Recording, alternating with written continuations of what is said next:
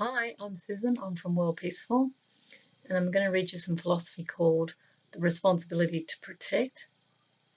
This term was coined, I believe, by Professor Gareth Evans, and he tried to advocate for what they call R2P at the United Nations, that all nations have a responsibility to protect vulnerable people. What we often see these days is wars breaking out, like, for example, in Iraq and Syria and so forth, and the people are not protected. Yet once we come to an understanding as an international community that what we do to another, we do to ourselves, and that what you resist persists and what you look at disappears, we have to come together as a global community and really stand for peace. And if somebody is suffering, it is our responsibility to, at the very least, reach out and offer some help. Even if on the basis of, what if that was me? What if that was my brother or sister? What if that was my mother or father? If we can connect on that level, we won't allow atrocities to continue for as long as they've been continuing. So this poem that I've written is called The Responsibility to Protect. Responsibility to protect is the ability to respond in any situation of threat to human life. For all people are birthed from a human family, and we are a membership. The key is, do we remember our responsibility? Many around the world are living to survive or surviving to live. And it is said that we are our brothers and sisters' keeper. For this is true meaning of peacekeeping. We keep the peace. We ensure cultures of peace as the most effective preventative strategy for a world in crisis. Some see the world as an equal playing field, yet the mountains, plains, savannas, and valleys are not level. There are many undulations in the watercourse, highs and lows, droughts and flood. The multinational playing field is an ethos of profit maximisation. This is an intervention, not a responsibility to the future of all life. For to protect corporate profits and market share becomes a responsibility to the few. It is the mindset that has little social responsibility, and the levers of power are pulled and pushed according to the demand to supply. Governments are the mouthpiece that gives airtime to vested interests. For peace, one must look within. Yet corruption is business as usual. Values are impractical barriers to greed. For many children grow up knowing that money is the seat of power. And as they earn their living, they learn that survival is a business transaction without emotion. To rationalise is to feed one's own family. But few see the family as extended to the community. For the economic paradigm has taken root.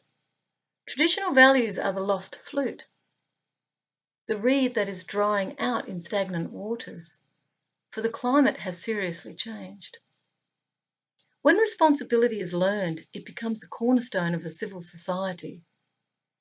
For a society with values etched in common becomes community, a common humanity that sees itself in the other.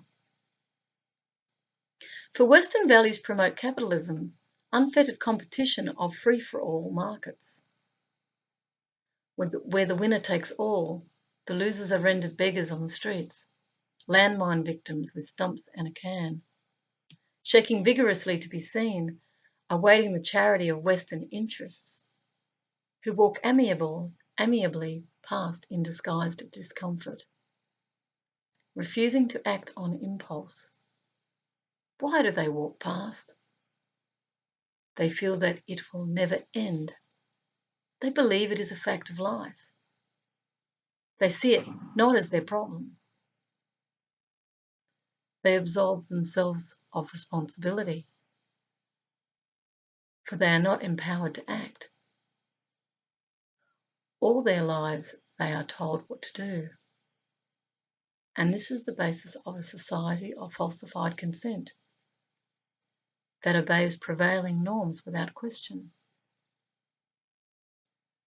The bully is the symbol of power made manifest in dominance. Every child has known the defenselessness of intimidation, the perceived weakness of nonviolence. Each has witnessed that others do nothing to help. For it is a structure of violence that is covertly accepted, that allows the victimised to remain minimised. For this is the root of the culture of violence, that allows insecurity to dominate those perceived as weaker. But this is how power is felt, how power is garnered, how power uses force rather than reason.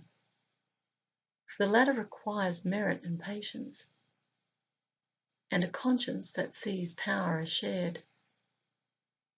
For this is the response of those responsible. They are indeed able to respond in truth. Yet in a world that has barely reached beyond notions of self-interest, these are challenging lessons to teach and resistant notions to learn, but not impossible. For the way will be made visible in actions of non-violence, implementing strategies to imbue cultures of peace worldwide. And this rests in the hands of wise governance. International understanding of impending catastrophe is the turning point. For the Universal Declaration of Human Rights is not a motherhood statement. Although it is universal, motherhood that ensures the right to equality of life for all people. Therefore, the chessboard becomes a circus tent, where we learn to play with ideas. We see the skill and perseverance in performing to our best. For the big top is the potential of Everest, and we can make it when we don't give up. For every artist knows that we can create a new script, and each trapeze artist has found we can all fly when we focus on reality and try.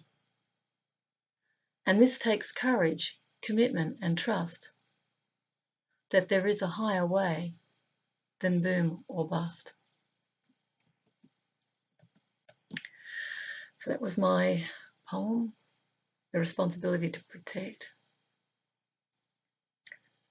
May we all find that within ourselves, to be each other's keepers. And I guess love will show the way in the end. Hope you enjoyed that.